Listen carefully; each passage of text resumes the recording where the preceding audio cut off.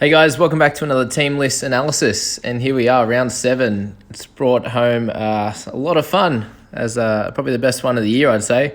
I know personally I've got 4 people out this week, and I know a lot of other coaches are struggling to get 17 on the park this week, so let's analyse these team lists and see what we can do to help you out. So, with our first game, only going to be the one interesting thing, and that's going to be the fact that James Roberts has been named on the bench, with a great chance of him starting this week in place of Braden Burns, like what would have happened in the previous game. Coach said he's definitely going to be playing this week, so you'll see that as pretty much a straight swap there. And other than that, in that game, we've got Latrell, who scored fairly well again without too many attacking stats. Did have a couple of try savers in there, and one of his try assists taken away, which I know there was a lot of controversy about, but should be a good game of footy either way. Damien Cook is back to his best. Isaiah Yeo doing his thing. Appy back scoring really well, so nothing really else to talk about in that one. Moving on to Storm and the Warriors. So we have Jerome Hughes back in the team. We also have Josh Adokar. So Hughes and Adokar are not people that we'd be interested in bringing into our team anyway, so nothing to talk about with them. Pappenhausen's still struggling to score really well and get those attacking stats with his tackle breaks. So hopefully this is the week that he can do it. I know a lot of people are thinking about trading him out, but won't be able to this week, so hopefully he rewards you for keeping him. And on the Warriors side, plenty of fun in the fact that we've got Eli Katoa out injured, so he hurt his ankle on the weekend and he succumbed to that. It's unknown at this stage how long he will be out for.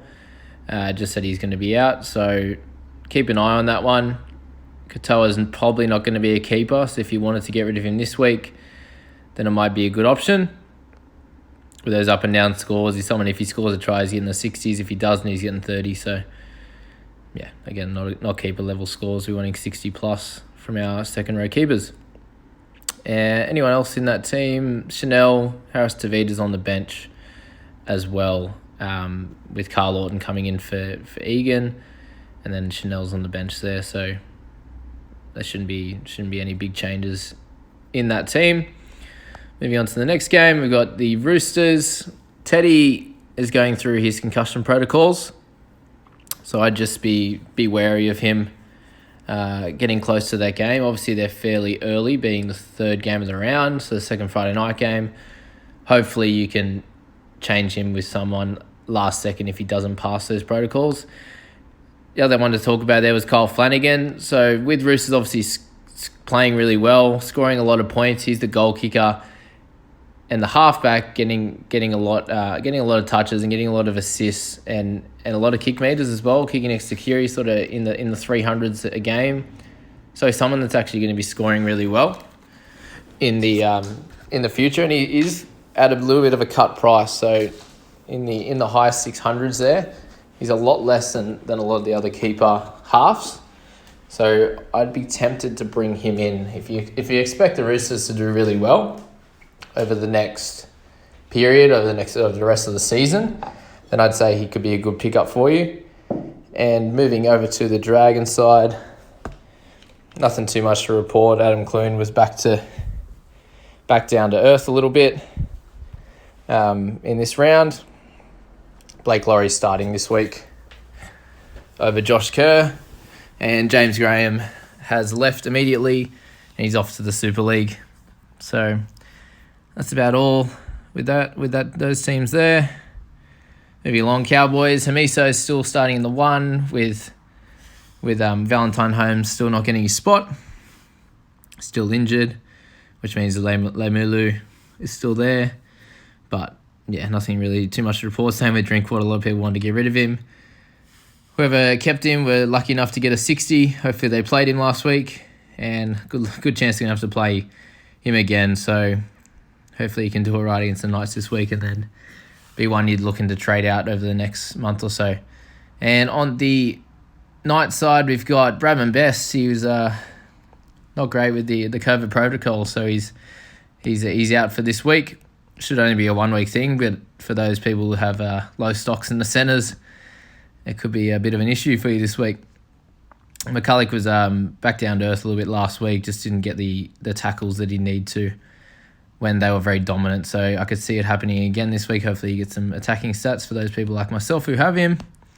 Lockie Fitzgibbon's back, but he's not showing anything huge to say he's a 60-point scorer. Sione Mataudia could be an option for people this week in the centres. I spoke about him last week, that he'll be a little bit up and down. He'll score 50 or 60 and he'll score 30 odd. So if you're happy with that as a centre, so averaging over 40, then bring him in. But as I've said in the past, that if there is an injury in the centres or the wing, the centre will slide over to the wing and he'll slide into the centres where he doesn't score as well. So just have that in the back of your mind. He's done that over the past few years. So yeah, just think about that. So Broncos, you got Tessie New. He's getting his chance at fullback, so he's obviously preferred position. He's been coming off the bench and getting limited minutes and not scoring very well when he's come on, but this will be his first opportunity to get 80 minutes, most likely 80 minutes, even though we've got Osaka on the bench. He's got a break even of 44, so not someone you have to get in this week, but if you are light in the centre stocks and you'd like to give him a crack at a cash-out price, then you can do that. But I wouldn't be rushing to bring him into your side, especially if there's plenty of other spots in your team that need some work. So, yeah, that's my thoughts on him there. And then we've got Carrigan, who's out for the week, which is a bit annoying for NRL fantasy coaches. But he's a keeper level. He saw that. I'd see him as that 17th, 18th man, that sort of 50 average on the bench. So, with a lot of people burning trades and a lot of issues at the moment, I'd say he's the one definitely to keep. On the Titans side, Aaron Clark has been dropped for Mitch Rain, which I expected to come at some point. He got Pete's and Rain on the bench or not even playing, and who are, in my opinion, are better players than Clark, even though he scored okay, but it's annoying for those coaches that have him. And who knows when he's come back and he's going to come back into the team. And the other thing was Cartwright is also out. He's been replaced and Hipgrave starting. Moving on to the next game. So we've got the Eels and the Raiders. Both very much the same. Nothing really to talk about with these guys. Eagles Sharks. So we've got Tommy Trobbs out. Brendan Elliott's starting in the 1.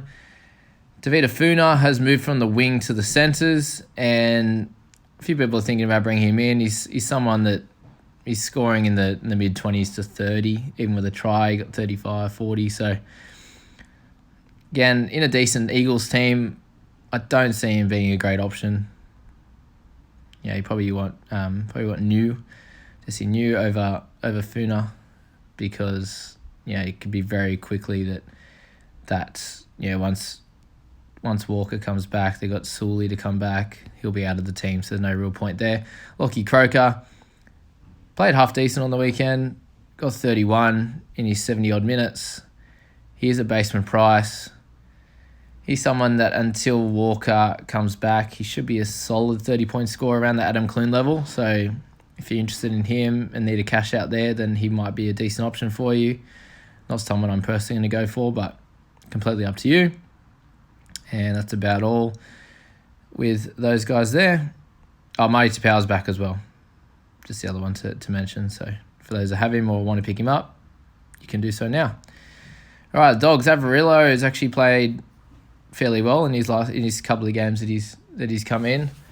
So he's definitely going to be an option for some of your guys' teams there.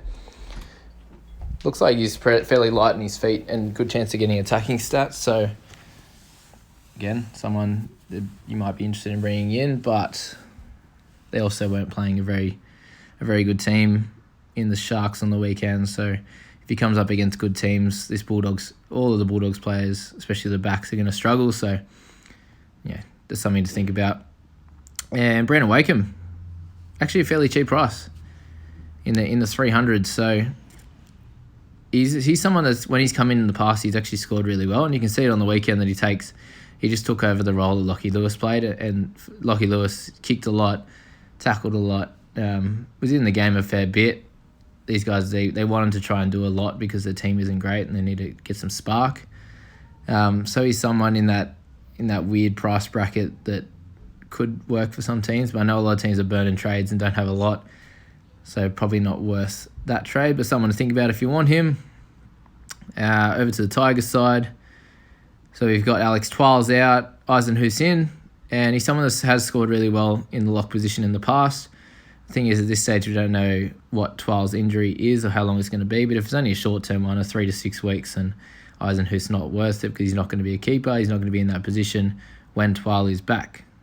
So I'd just be thinking about that. Tommy Talau's come in for Robert Jennings because he's injured.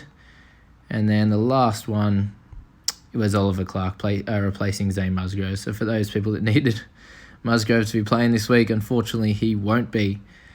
The only other one to talk about was Aiden Tolman. He's named in the reserve, so I imagine there's no reason why he shouldn't be starting if he's going to be somewhere in the team. Yeah, he was only out for the 2 rounds, so he should be back in the fold for this week. So there you go, guys. That's the team list. I'm going to be making a couple more videos this week, one around trades, because I'm seeing a lot of people that have 14 trades, or after this week we burn a couple more trades down to 12 with 14 rounds to go, which is not very many at all, and it'd just be a little bit of an idea of how we can manage that and where we're at in terms of our keepers and how you're going to be able to get your strong 17, 18 top players. So stay tuned for that one, guys, and good luck with your trades this week. Hopefully you can get 17 on the park, and I'll see you in the next one. Cheers.